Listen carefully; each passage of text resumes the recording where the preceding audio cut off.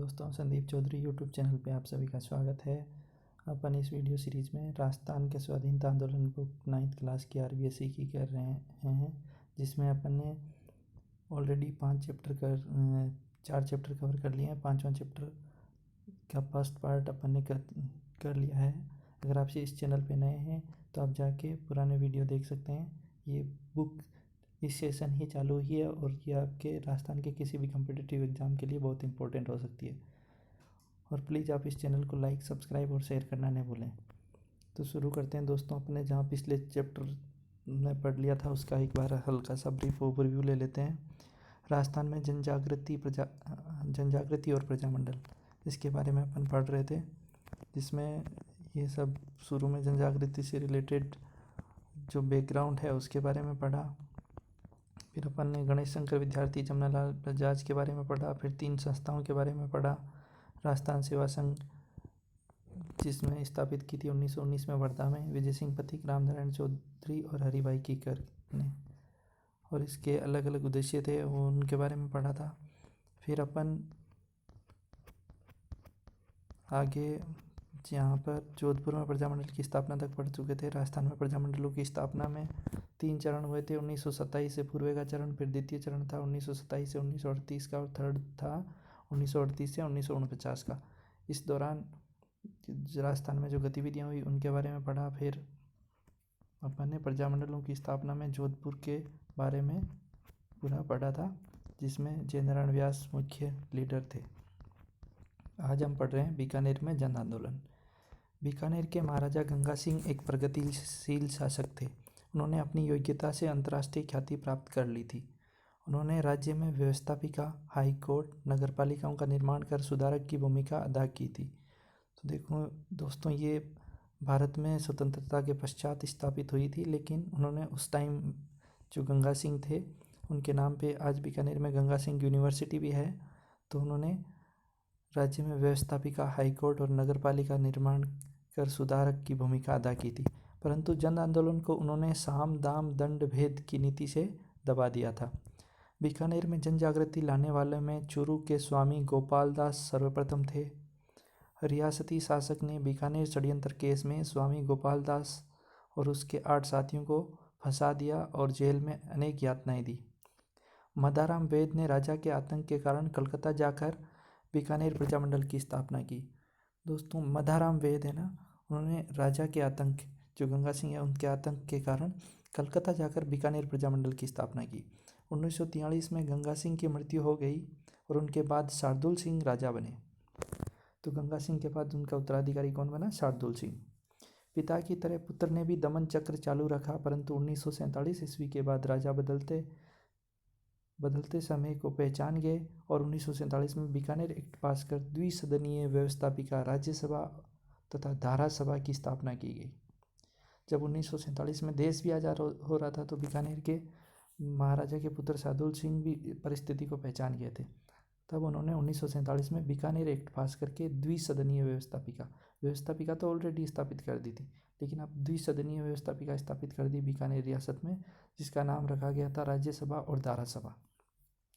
तो दोस्तों, आप यहाँ एक कन्फ्यूज़ हो सकते हैं कि भारत में जब ऑलरेडी व्यवस्थापिका की स्थापना हो रही थी तो इस टाइम यहाँ करने की क्या ज़रूरत थी। तो दोस्तों, भारत में हो रही थी, लेकिन वो अभी पूरे लेवल पे लागू नहीं हो रही थी। 1947 में देश आज़ाद हुआ था, वो जाके अपने संविधान लागू होने के बाद 1950 में स्थापित होती है। इसके अतिरिक्त लोक सेवा आयोग और हाई कोर्ट का भी गठन किया गया। जनता को कतिपय मौलिक अधिकार भी प्रदान किए गए। अप्रैल 1947 में बीकानेर ने केंद्रीय संविधान सभा में प्रतिनिधि भेजे। दोस्तों देखो, यहाँ पे दिया हुआ है, अप्रैल 1947 में बीकानेर ने केंद्रीय संविधान सभा में अपने प्रतिनिधि भेजे। बीकानेर ने वृहत राजस्थान में शामिल होने में कोई अड़चन पैदा नहीं की। वृहत राजस्थान भी, राजस्थान संघों के 7 संघ थे तो उनमें एक था वृहत राजस्थान, उसमें शामिल होने में कोई अड़चन पैदा नहीं की। लंबे इंतजार के बाद दिसंबर 1947 में बीकानेर संविधान अधिनियम जनता के लिए प्रकाशित कर दिया गया। कहने को तो इसके अनुसार शासक के संरक्षण में कार्य करते हुए जनता के प्रति एक उत्तरदायी सरकार बनाई जा रही थी और व्यापक मताधिकार पर आधारित 2 सदनों वाली व्यवस्थापिका अस्तित्व में आई। कुछ बातों को छोड़कर समस्त शासन एक परिषद को सौंप दिया गया जो व्यवस्थापिका के प्रति उत्तरदायी थी। शासक ने यह भी घोषणा कर दी कि 2 वर्षों के भीतर ही उनके संरक्षण में एक पूर्ण उत्तरदायी सरकार बनाई जाएगी। जनवरी 1948 में महाराजा ने सभी राजनीतिक बंदियों को रिहा कर दिया। शार्दुल सिंह थे उस टाइम गंगा सिंह के उत्तराधिकारी। प्रजा परिषद ने कार्यकर्ताओं की एक सभा में घोषणा की कि नया संविधान स्वीकार करने योग्य नहीं है। 2 फरवरी 1948 को ये घोषणा की गई कि अप्रैल 1948 तक उत्तरदायी सरकार अस्तित्व में आ जाएगी। 18 मार्च 1948 को शार्दुल सिंह ने मंत्रिपरिषद के स्थान पर एक मिला जुला अंतरिम मंत्रिमंडल बनाने की घोषणा की, जिसका कार्य राज्य में दैनिक शासन को जारी रखना था। यह मिला जुला मंत्रिमंडल अधिक दिनों तक कार्य नहीं कर सका। प्रजामंडल चुनाव करवाने के पक्ष में नहीं था। सामंती प्रतिनिधियों ने मिलकर जनप्रतिनिधियों के समस्त के लिए सरकार चलाना संभव नहीं था। सामंती प्रतिनिधियों के साथ मिलकर जनप्रतिनिधियों के लिए सरकार चलाना संभव नहीं था, क्योंकि जनप्रतिनिधि और सामंतों के बीच में आपस में बन नहीं पा रही थी। प्रजामंडल के सदस्यों ने मंत्रिमंडल से इस्तीफा दे दिया। विवश होकर महाराजा जो शार्दुल सिंह थे, उन्होंने मंत्रिमंडल भंग कर दिया। केंद्र के दबाव के फलस्वरूप उसे प्रस्तावित चुनाव भी रद्द करने पड़े, क्योंकि केंद्र से भी दबाव बढ़ रहा था। इसी बीच कैबिनेट योजना के अंतर्गत अंतरिम सरकार बनी और संविधान निर्मात्री सभा का कार्य प्रारंभ हुआ। देशी राज्यों को भी संविधान निर्मात्री सभा में भाग लेने को आमंत्रित किया गया। महाराजा शार्दुल सिंह ने दूरदर्शिता का परिचय देते हुए इसमें भाग लेने का निर्णय किया। उसने अन्य राज्यों को भी इसमें भाग लेने के लिए प्रेरित किया। 28 अप्रैल 1947 को बीकानेर के प्रतिनिधि के.एम. पणिकर ने संविधान निर्मात्री सभा में अपना स्थान ग्रहण किया। दोस्तों ये इंपॉर्टेंट है, बीकानेर की ओर से प्रतिनिधि भेजे जाएंगे जिसका नाम है के.एम. पणिकर। 3 जून 1947 को माउंटबेटन योजना की घोषणा हुई, जिसमें भारत के विभाजन का उल्लेख किया गया था। तो दोस्तों ये इंपॉर्टेंट है, माउंटबेटन योजना है जो मिलान के लिए आ जाता है, cabinet mission Mountbatten, Cripps mission, तो उनमें ये डेट याद रखनी है। 3 जून 1947 को माउंटबेटन योजना क्या थी, जिसमें भारत के विभाजन का उल्लेख किया गया था। देशी नरेशों के समक्ष अब ये विकल्प था कि वे स्वतंत्र रहे या भारतीय संघ या पाकिस्तान में सम्मिलित हो। महाराजा शार्दुल सिंह ने बीकानेर राज्य को भारतीय संघ में सम्मिलित होने का निर्णय लिया। जो माउंटबेटन योजना थी उसमें भारत के विभाजन का प्लान था, जो 3 जून 1947 को आई थी, जिसमें देशी नरेशों के समक्ष 3 विकल्प थे। वो या तो स्वतंत्र हो सकते हैं, रहना चाहे तो रह सकते हैं, दूसरा भारतीय संघ में शामिल हो सकते हैं, तीसरा उस टाइम जो पाकिस्तान बना था उसमें भी शामिल हो सकते थे। तो महाराजा शार्दुल सिंह ने क्या निर्णय लिया, जो तत्कालीन महाराजा थे, उन्होंने भारत में सम्मिलित होने का निर्णय किया। इस प्रकार बीकानेर प्रजामंडल यहीं समाप्त होता है। तो जोधपुर और बीकानेर प्रजामंडल कंप्लीट। अब दोस्तों अगले की तरफ बढ़ते हैं अपन। जैसलमेर में जन आंदोलन होते हैं और कैसे प्रजामंडल की ओर धीरे धीरे आगे बढ़ते हैं। जैसलमेर एक राज्य था जहाँ जन चेतना का नितांत अभाव था। इसका मूल कारण ये था कि जैसलमेर में कम जनसंख्या थी और इसका अधिकांश भाग भाग था। मरु मतलब रेगिस्तानी। यातायात के साधनों का अभाव था। संचार माध्यम भी विकसित नहीं थे। यहाँ के राजा ने जन आकांक्षाओं को अधिक दबा रखा था। यही कारण है कि पहला समाचार पत्र विजय 1920 में प्रारंभ हुआ। जैसलमेर क्षेत्र में पहला समाचार पत्र 1920 में विजय नाम से प्रकाशित हुआ। 1932 में माहेश्वरी समाज नवयुवक मंडल का गठन किया गया। राजा ने इस पत्र पर प्रतिबंध लगाकर इसके मंत्री को जेल में डाल दिया। जो पत्र था विजय 1920 में पब्लिश हुआ था, जिसको जैसलमेर के राजा ने प्रतिबंध लगा दिया जिस पर, और जो मंत्री था इसका उसको भी जेल में डाल दिया। सागरमल गोपा ऐसे पहले व्यक्ति थे जिन्होंने निरंकुश शासन के विरुद्ध जनता में जागृति पैदा की। सागरमल गोपा बहुत इंपॉर्टेंट पर्सनालिटी है, जैसलमेर क्षेत्र में थे, परंतु वे रियासती शासन के आतंक और अत्याचार के शिकार हुए। सागरमल अपनी व्यथा का वृत्तांत निरंतर जयनारायण व्यास, शेख अब्दुल्ला और जवाहरलाल नेहरू को भेजते रहे। जयनारायण व्यास जोधपुर के लीडर थे और शेख अब्दुल्ला मुस्लिम लीडर थे और जवाहरलाल नेहरू भारत के पहले प्रधानमंत्री थे बने आगे चल के। तो जो ये सागरमल गोपा थे, इनको तीनों को से निरंतर संपर्क में रहे। सागरमल गोपा को 4 अप्रैल 1946 को जेल में ही जलाकर मार डाला गया। इनके बारे में अपन पीछे पढ़ चुके हैं राजस्थान के क्रांतिकारियों में सागरमल गोपा। जहाँ अगर आप पहली बार इस चैप्टर को पढ़ रहे हैं तो प्लीज़ जाके पीछे का रिवाइज कर लीजिए। इसके बाद मीठालाल व्यास ने जैसलमेर प्रजामंडल की स्थापना का साहस किया। सागरमल गोपा के बाद, जिनको जिंदा जला दिया जाता है 1946 में, उसके बाद प्रयास करते हैं मीठालाल व्यास जैसलमेर प्रजामंडल का स्थापना का, परंतु राजा के आतंक से बचने के लिए इसकी स्थापना जोधपुर में की गई। 28 मई को जयनारायण व्यास और मीठालाल ने जैसलमेर में जुलूस निकाला और एक विशाल आम सभा को आयोजन किया। इसके पश्चात जनभावना को नहीं दबाया जा सका। अंत में जैसलमेर में वृहत राजस्थान में शामिल हो गया। तो दोस्तों बीकानेर भी वृहत राजस्थान में शामिल होने को तैयार हो गया था, तो और जैसलमेर भी।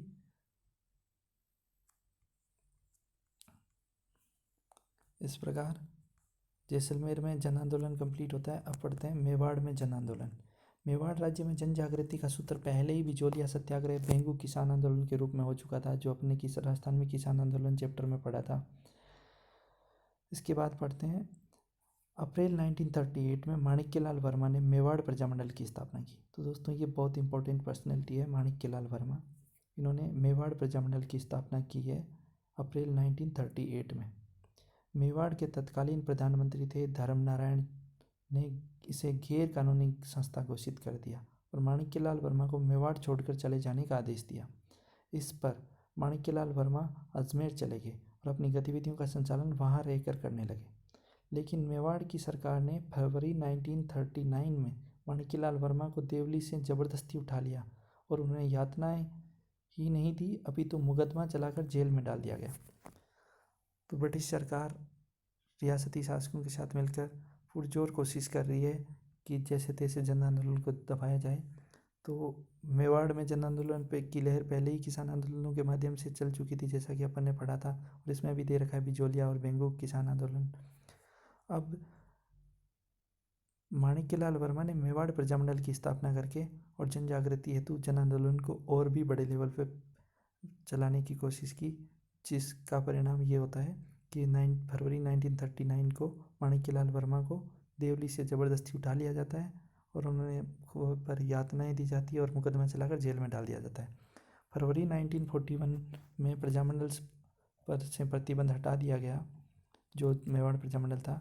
नवंबर 1941 में प्रजामंडल का प्रथम अधिवेशन माणिक्यलाल वर्मा के सभापतित्व में बड़ी धूमधाम के साथ होता है। जब प्रतिबंध हटा लिया जाता है तब उनको रिहा भी कर दिया जाता है, माणिक्यलाल वर्मा, जिनको आप यहाँ देख सकते हैं। तो उनको ये पहला अधिवेशन प्रजामंडल का आयोजित करवाते हैं। इस अवसर पर आचार्य जे.बी. कृपलानी और विजयलक्ष्मी पंडित भी आई हैं, जो नेशनल लेवल पर बड़े लीडर हैं, जे.बी. कृपलानी और विजयलक्ष्मी पंडित।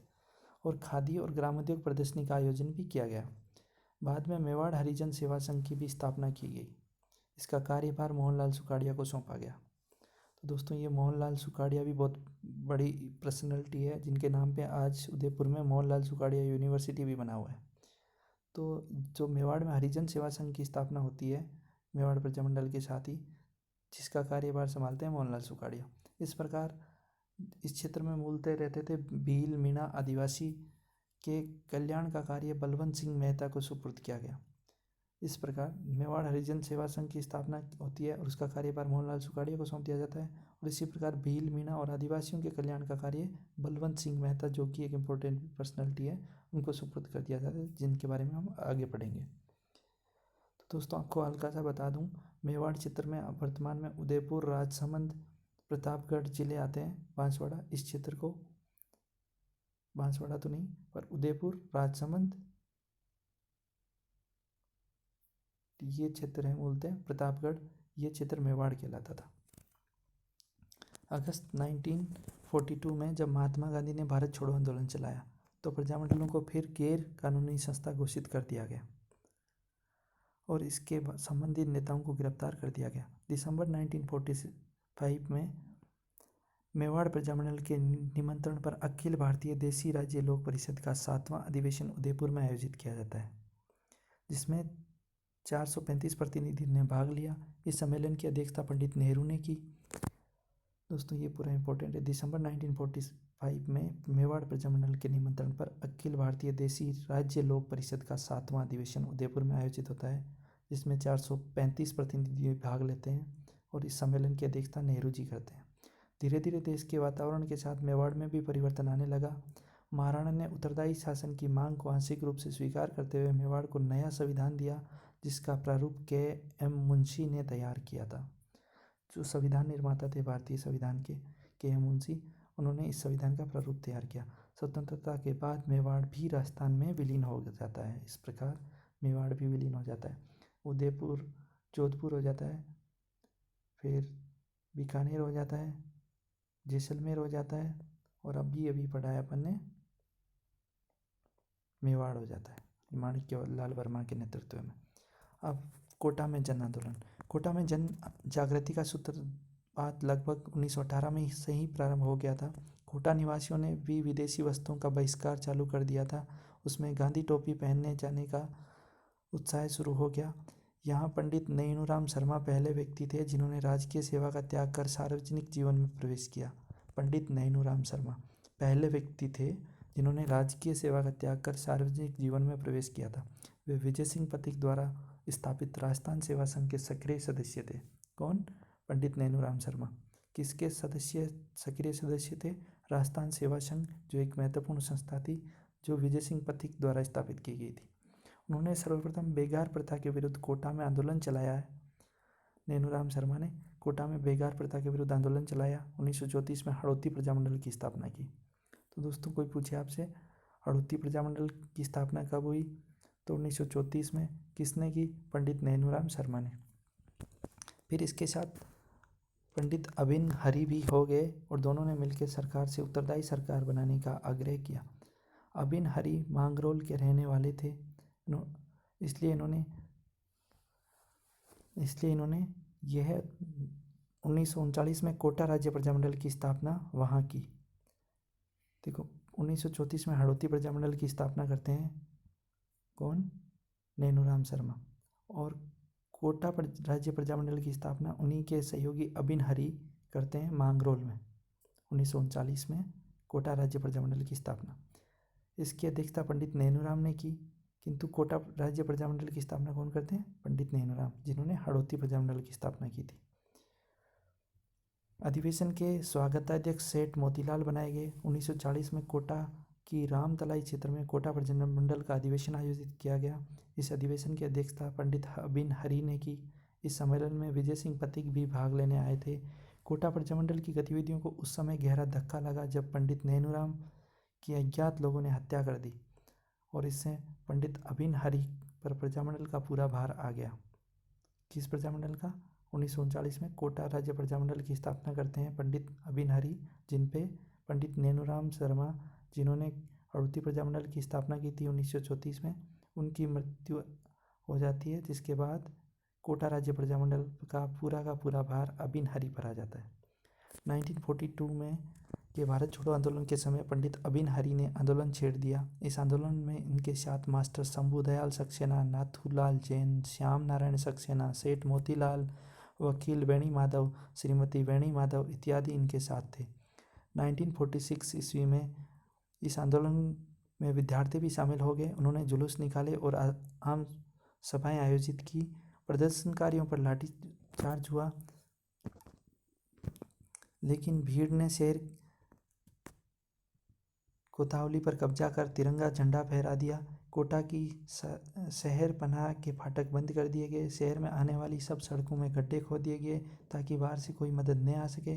कोटा में दीवान सर हरीलाल गोसलिया और आईजी पुलिस सत सिंह आंदोलन को कुचल देना चाहते थे, परंतु कोटा के महाराव भीम सिंह ने पलायथा के सर ओंकार सिंह के माध्यम से जनता से 16 अगस्त 1945 को समझौता कर लिया। कोटा के दीवान सर हरीलाल गोसलिया और आईजी थे पुलिस संत सिंह। वो आंदोलन को कुचल देना चाहते थे, परंतु कोटा के तत्कालीन महाराव थे भीम सिंह। उन्होंने पलायथा के सर ओंकार सिंह के माध्यम से 16 अगस्त 1945 को आंदोलनकारियों के साथ समझौता कर लिया। बाद में प्रधानमंत्री और आईजी पुलिस को भी दरबार ने हटा दिया। इस आंदोलन के बाद प्रजामंडल के झंडे के नीचे कोटा के सामंत, नागरिक, किसान, मजदूर और छात्र सब आ गए। जब देश आज़ाद हुआ तो कोटा के महाराव भीम सिंह ने राजस्थान के विलीनीकरण की प्रक्रिया में महत्वपूर्ण योगदान दिया। इसी कारण वे पूरे राजस्थान के उपराज प्रमुख बनाए जाते हैं। पूरे राजस्थान के उपराज प्रमुख बनाए जाते हैं कौन? भीम सिंह, क्योंकि कोटा के महाराव थे भीम सिंह। उन्होंने राजस्थान के विलीनीकरण की प्रक्रिया में महत्वपूर्ण योगदान दिया, जिसके कारण उन्हें राजस्थान का उपराज प्रमुख बनाया जाता है। इस प्रकार कोटा में जन आंदोलन समाप्त होता है। फिर बूंदी में जन आंदोलन के बारे में पढ़ते हैं। बूंदी में भी कोटा की भांति राजनीतिक जागृति के लक्षण पहले से ही दिखाई दे रहे थे। विजय सिंह पथिक और रामनारायण चौधरी ने क्रमवर्दी और बेगार के विरुद्ध आंदोलन प्रारंभ किया। पुलिस ने किसानों पर अपना दमन चक्र चालू किया। नेमाना ग्राम में बहुत अत्याचार किए, जिससे आंदोलन में और तेजी आ गई। बूंदी के महाराव ईश्वर सिंह, बूंदी के तत्कालीन महाराव कौन थे? ईश्वर सिंह ने आंदोलन को दबाने का भरसक प्रयास किया। 1931 में कांतिलाल की अध्यक्षता में बूंदी प्रजामंडल की स्थापना की जाती है। तो दोस्तों ये इंपॉर्टेंट है। बूंदी के महाराव कौन थे? ईश्वर सिंह। और बूंदी प्रजामंडल की स्थापना 1931 में कांतिलाल की अध्यक्षता में की जाती है। 1931 में कांतिलाल की अध्यक्षता में बूंदी प्रजामंडल की स्थापना की गई। 1936 ईस्वी में सरकार ने राजस्थान समाचार पत्र के प्रकाशन पर पाबंदी लगा दी, लेकिन कांतिलाल और नित्यानंद ने इसकी परवाह नहीं करते हुए प्रशासकीय सुधारों की मांग की। दो लीडर थे, कांतिलाल और नित्यानंद। कांतिलाल जिन्होंने बूंदी प्रजामंडल की स्थापना की। 1937 में ईस्वी में प्रजामंडल के अध्यक्ष ऋषिदत्त मेहता को 3 वर्ष के लिए राज्य से निष्कासित कर दिया गया, परंतु जब वे 1941 में बूंदी वापस आए तो उन्होंने फिर आंदोलन प्रारंभ किया। 1942 में उन्होंने ब्रज सुंदर शर्मा के साथ लेकर आंदोलन छेड़ दिया। समय की मांग के अनुसार महाराव ईश्वर सिंह में भी परिवर्तन आया और उन्होंने संविधान निर्मात्री सभा की नियुक्ति कर दी। भारत आज़ाद होने पर बूंदी भी वृहत राजस्थान में विलीन हो गया। इस प्रकार बूंदी भी आज़ाद हो जाता है। जयपुर में जन आंदोलन। जयपुर में जन जागृति के कार्य का श्री गणेश अर्जुन लाल शेट्टी ने किया। उनके बाद जमनालाल बजाज ने 1927 में चरखा संघ की स्थापना की। अर्जुन लाल शेट्टी, जिनके बारे में अपन पीछे भी पढ़ चुके हैं, इनके बारे में आप बता सकते हैं कमेंट बॉक्स में। कुछ भी जानते हैं इनके द्वारा जो संस्थाएं स्थापित की गई उनके बारे में भी आप कमेंट बॉक्स में बताएं कि कौन कौन सी संस्थाएं अर्जुन लाल शेट्टी ने स्थापित की। राजस्थान में क्रांतिकारी चैप्टर में इनके बारे में अपन ऑलरेडी पढ़ चुके हैं। उनके बाद जमनालाल बजाज ने 1927 में चरखा संघ की स्थापना की। 1931 में कपूर चंद पाटनी ने जयपुर प्रजामंडल की स्थापना की। तो दोस्तों ये इंपॉर्टेंट है, जयपुर प्रजामंडल की स्थापना कौन करता है? कपूर चंद पाटनी। कब? 1931 में। प्रारंभ में इनका कार्य समाज सुधार ही रहा। बाद में पंडित हीरालाल शास्त्री, चिरंजीलाल अग्रवाल, कपूर चंद पाटनी, दौलतमल भंडारी को भी गिरफ्तार कर लिया गया।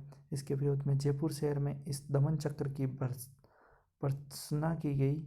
आखिरी सरकार प्रजामंडल के नेताओं से बातचीत करने को तैयार हो गई। अगस्त 1939 को दोनों पक्षों में समझौता हो गया, जिसके फलस्वरूप प्रजामंडल को मान्यता मिल गई और सेठ जमनालाल बजाज और अन्य कार्यकर्ता रिहा कर दिए गए। तो दोस्तों ये हीरालाल शास्त्री की पिक्चर दी हुई है यहाँ पे। 1940 में ईस्वी में पंडित हीरालाल शास्त्री प्रजामंडल के अध्यक्ष निर्वाचित हुए, जो जयपुर प्रजामंडल था। जयपुर प्रजामंडल किसके द्वारा स्थापित किया गया? कांतिलाल के द्वारा। कब किया गया?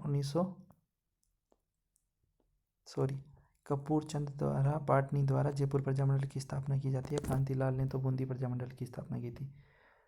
1931 में कपूर चंद पाटनी ने जयपुर प्रजामंडल की स्थापना करते हैं, जिसके अध्यक्ष 1940 में बनाए जाते हैं हीरालाल शास्त्री। उन्होंने राज्य भर में प्रजामंडल की शाखाएं खोल दी। 1941 ईस्वी में नवंबर में प्रजामंडल का तीसरा अधिवेशन हुआ। 1942 के भारत छोड़ो आंदोलन के समय जयपुर में आंदोलन छेड़ा गया, तो जयपुर महाराज ने उत्तरदायी सरकार की मांग को स्वीकार कर लिया। जब जयपुर में आंदोलन का कार्य औचित्य ही नहीं रहा, इस समय प्रजामंडल के 2 वर्ग हो गए। एक वर्ग अपने आप को अखिल भारतीय आंदोलन के साथ रखना चाहता था, दूसरा, जिसका नेतृत्व हीरालाल शास्त्री कर रहे थे, आंदोलन के पक्ष में नहीं था। परंतु बाबा हरिश्चंद्र के गुट के दबाव में सितंबर 1942 को हीरालाल शास्त्री ने प्रधानमंत्री सर मिर्जा इस्माइल को आंदोलन छेड़ने का अल्टीमेटम दे दिया। जयपुर के जो प्रधानमंत्री थे जयपुर प्रजामंडल के, मिर्जा इस्माइल, उनको बाबा हरिश्चंद्र के गुट के दबाव के कारण सितंबर 1942 को हीरालाल शास्त्री ने आंदोलन छेड़ने का अल्टीमेटम दे दिया। इस पर प्रधानमंत्री ने हीरालाल शास्त्री जी को वार्तालाप के लिए आमंत्रित किया। दोनों के बीच निम्न समझौता हो गया। युद्ध के लिए राज्य सरकार जनधन की सहायता नहीं देगी। सेकंड, प्रजामंडल को राज्य में शांतिपूर्ण युद्ध विरोधी अभियान चलाने की स्वतंत्रता होगी। थर्ड, ब्रिटिश प्रांतों से आने वाले किसी आंदोलनकारी को प्रवेश करने में नहीं रोका जाएगा। फोर्थ, जनता को उत्तरदायी शासन देने के लिए राज्य शीघ्रातिशीघ्र कार्रवाई करेगा। फिफ्थ है, प्रजामंडल महाराजा के विरुद्ध किसी प्रकार की सीधी कार्रवाई नहीं करेगा। इस समझौते के फलस्वरूप जन साधारण में आंदोलन करने की प्रेरणा समाप्त प्राय हो गई। शास्त्री समझौते के बावजूद आज़ाद मोर्चे के नेताओं ने आंदोलन चलाया, परंतु गिरफ्तार कर लिए गए। 1945 ईस्वी में जब जवाहरलाल नेहरू जयपुर आए तो आज़ाद मोर्चे का प्रजामंडल में विलीनीकरण हो गया। अक्टूबर 1942 में महाराजा ने एक समिति का गठन किया जिसका कार्य संवैधानिक सुधारों का सुझाव देना था। इस समिति ने 2 वर्ष में प्रतिवेदन प्रस्तुत किया। इसके फलस्वरूप 1945 में 2 सदनों वाली व्यवस्थापिका स्थापित की गई, परंतु दोनों में महाराजा का ही वर्चस्व था। जब चुनाव हुए तो प्रजामंडल ने चुनाव में भाग लिया, जिसमें परिषद में 3 सीटों पर और प्रतिनिधि सभा में 27 सीटों पर विजय प्राप्त की। परिषद में 3 सीटों पर और प्रतिनिधि सभा में 27 सीटों पर विजय प्राप्त की। किसने? प्रजामंडल ने। 24 जुलाई 1947 के दिन जब नरेंद्र मंडल की सभा हुई तो जयपुर नरेश ने यह घोषणा कर दी कि वे भारतीय संघ में सम्मिलित होंगे, लेकिन जब उत्तरदायी सरकार का निर्माण किया गया तो उसमें प्रजामंडल का केवल 1 सदस्य ही लिया गया। जनता के दबाव पर मंत्रिमंडल का विस्तार किया गया, जिसमें हीरालाल शास्त्री को मुख्यमंत्री बनाया गया, देवी शंकर तिवारी, दौलतमल भंडारी और टीकाराम पालीवाल को मंत्री बनाया गया।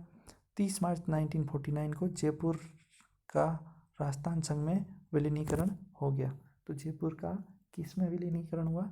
राजस्थान संघ में। और उत्तरदायी सरकार की स्थापना की गई। महाराजा मानसिंह को राजस्थान का राज प्रमुख बनाया गया, महाराणा उदयपुर को महाराज प्रमुख और कोटा महाराव भूप सिंह को उपराज प्रमुख बनाया गया। तो ये इंपॉर्टेंट है दोस्तों। 30 मार्च 1949 को जयपुर का राजस्थान संघ में विलीनीकरण हो जाता है और उत्तरदायी सरकार की स्थापना हो जाती है। महाराजा मानसिंह को राजस्थान का राज प्रमुख बनाया गया, महाराणा उदयपुर को महाराज प्रमुख और कोटा महाराव को उपराज प्रमुख बनाया जाता है। अब अलवर में जन आंदोलन, भरतपुर में जन आंदोलन, धौलपुर में जन आंदोलन, करौली में जन आंदोलन और अन्य राज्यों में जन आंदोलन और प्रजामंडलों का मूल्यांकन। दोस्तों ये वीडियो काफ़ी लंबा हो जाएगा आई थिंक, इसलिए मैं अगला एक छोटा सा वीडियो बना के जिस वीडियो में मैं आपको पूरा रिवीजन भी करवा दूंगा चैप्टर का और अपन इस चैप्टर को भी कंप्लीट कर लेंगे। तब तक के लिए दोस्तों धन्यवाद। जय हिंद।